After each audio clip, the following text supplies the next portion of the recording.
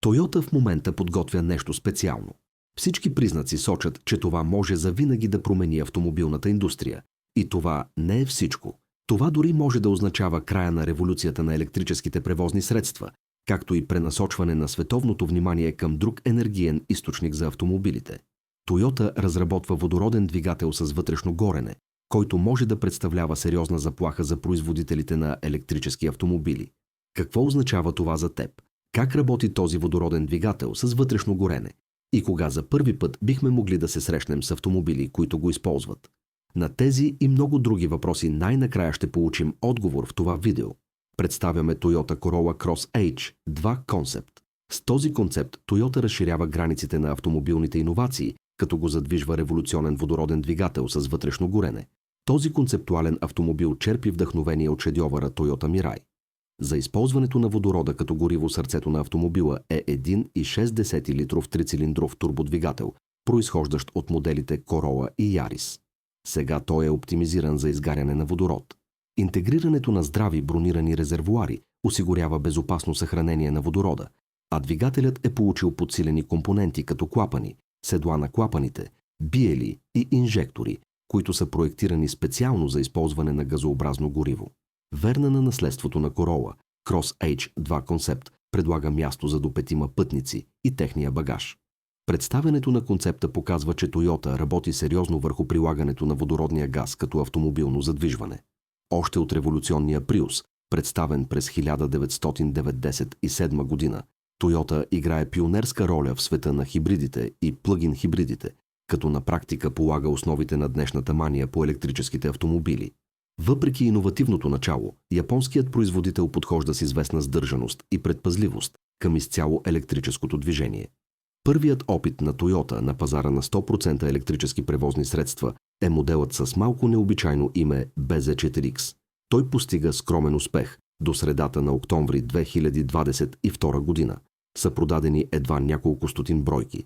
Забележително е, че според доклад, публикуван от Electrified, Toyota не планира значително увеличаване на производството преди 2025 година.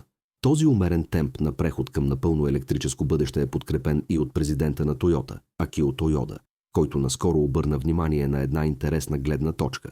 Според Wall Street Journal Toyota заявява следното. Много участници в автомобилната индустрия формират мълчаливо мнозинство. Това мнозинство се пита дали изключителното разчитане на електрическите превозни средства наистина е правилният път. Макар да признават доминиращата тенденция, те са предпазливи да изразят открито мнението си. Крайният път остава неясен, затова не бива да се ограничаваме само до една възможност. Дори тази гледна точка да поражда спорове, тя заслужава задълбочен анализ. Делът на напълно електрическите превозни средства спрямо общия пазар на нови автомобили все още представлява сравнително малка част. Това отваря пространство за алтернативна посока, която Toyota съзнателно е избрала.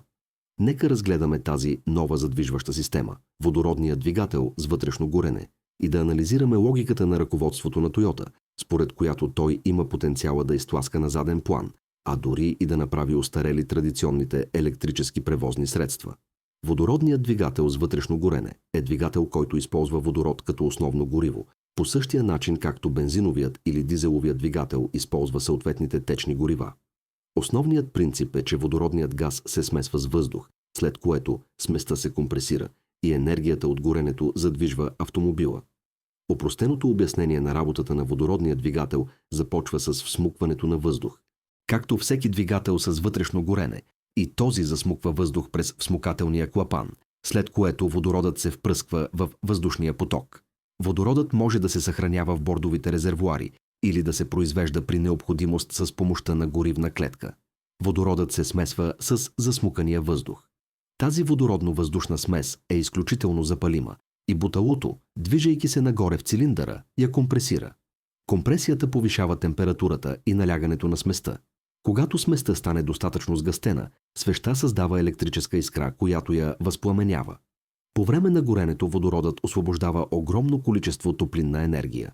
Горенето бързо разширява продуктите от горенето и създава силно налягане, което избутва буталото надолу в цилиндъра. Това движение чрез коляновия вал се превръща в въртеливо движение. След силовия такт отработените газове, които се състоят основно от водна пара, Напускат цилиндъра през изпускателния клапан. Цикълът на всмукване, компресия, запалване и изпускане се повтаря бързо един след друг, за да осигури непрекъснат източник на енергия, който задвижва автомобила напред. Струва си да се отбележи, че макар водородните двигатели с вътрешно горене да предлагат алтернатива на традиционните бензинови или дизелови двигатели, те все пак отделят определено количество емисии, главно водна пара, и малки количества азотни оксиди поради високата температура на горене. Тойота обаче не се ограничава само до този концептуален автомобил. Партньорството с Ямаха донесе интересно развитие, което със сигурност ще развълнува автомобилните фенове. Заедно те разработват водороден V8 двигател, който може да постави нови стандарти за производителност. Той е вдъхновен от 5-литровия V8 двигател на Lexus RC Coupe. Моделът разполага с усъвършенствани цилиндрови глави, модерни горивни инжектори и други подобрения. С мощност от 455 конски сили при 6800 оборота в минута и внушителен въртящ момент, този водороден V8 е достойна почит към своя бензинов предшественик. В същото време той предлага уникален звуков характер, подчертан от високо разположение изпускателен колектор тип 8 в 1. Естественият въпрос е: какви са предимствата от използването на водороден двигател с вътрешно горене? На първо място той опростява процеса на зареждане. Автомобилите, работещи с водород, предлагат интуитивно и изключително бързо зареждане. За разлика от традиционните течни горива, газообразното състояние на водорода позволява изключително бързо зареждане, подобно на пълненето на пропанова бутилка. Само си представи колко бързо се пълни една пропанова бутилка. Подобно изживяване очаква и собствениците на водородни превозни средства. Забележителен пример е Toyota Yaris GRH 2, който може да бъде напълно зареден с водород само за около минута и половина. Освен това, той функционира и там, където други видове горива срещат затруднения. Докато дизелът традиционно се използва за тежък транспорт и трактори, добре известен негов недостатък е, че при температури под нулата лесно се втвърдява. Безоловният бензин, от друга страна, е по-устойчив и може да издържи до минус 73 градуса по Целзий, което го прави по-жизнеспособно решение в студена среда, дори при отчитане на вятърния ефект. Литиево-ионните батерии, често използвани в електрическите превозни средства, могат да издържат до минус 95 градуса по Целзий, преди замръзването да се превърне в проблем. Водородът обаче се откроява значително, тъй като може да издържи на изключително ниски температури до минус 260 градуса по Целзий, което го прави идеален избор за работа в екстремно студени условия по целия свят. Освен това, това предимство се проявява и в топъл климат, подчертавайки изключителната адаптивност на водорода към различни климатични условия. Естествен недостатък при производството на литиево-базирани батерии е свързан с рядкостта на необходимите материали. Поради това се появиха и опасения, включително от известни личности, като бившия главен изпълнителен директор на Тойота, Акио Тойода, който обърна внимание на недостига на висококачествен литий и никел. Това са основни компоненти за батериите на електрическите превозни средства. Този недостиг може да се превърне в сериозна пречка за масовото разпространение на електрическите автомобили. Водородните двигатели, ако са проектирани за максимална ефективност, могат да избегнат тези проблеми, свързани с ресурсите, и да предложат обещаваща алтернатива. От практическа гледна точка, механичната природа на водородните двигатели също представлява ясно предимство.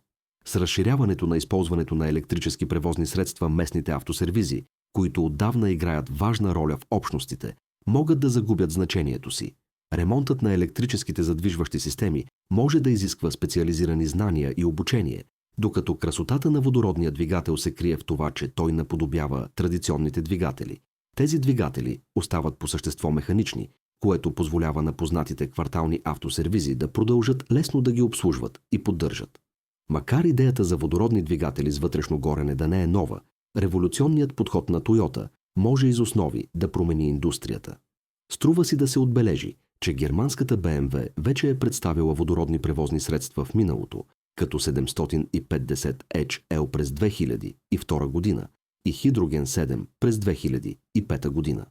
Водородният двигател с вътрешно горене на Тойота обаче представлява значителна крачка напред. Този нов двигател черпи вдъхновение от традиционните бензинови двигатели, но включва модификации, които му позволяват да изгаря както водород, така и бензин. Тази уникална способност за работа с двойно гориво го отличава и представлява обещаващо развитие. Стратегията на Тойота се различава от доминиращата тенденция в индустрията, при която много производители залагат всичко на електрическите автомобили. За разлика от това, Toyota прилага диверсифициран подход към постигането на въглеродна неутралност, изследвайки различни технологии за постигане на нулеви емисии. Тази стратегия е особено актуална в настоящата глобална ситуация, определена от проблеми с енергийната сигурност, включително заради геополитически събития, като конфликта в Украйна. Европейските държави активно търсят начини за намаляване на енергийното потребление, както показват мерки, като предложението на Швейцария за ограничаване на несъщественото използване на електрически превозни средства, дори чрез законови средства. Като се вземат предвид всички тези предимства, става ясно, че новият водороден двигател с вътрешно горене на Toyota може да представлява сериозно предизвикателство за индустрията на електрическите превозни средства.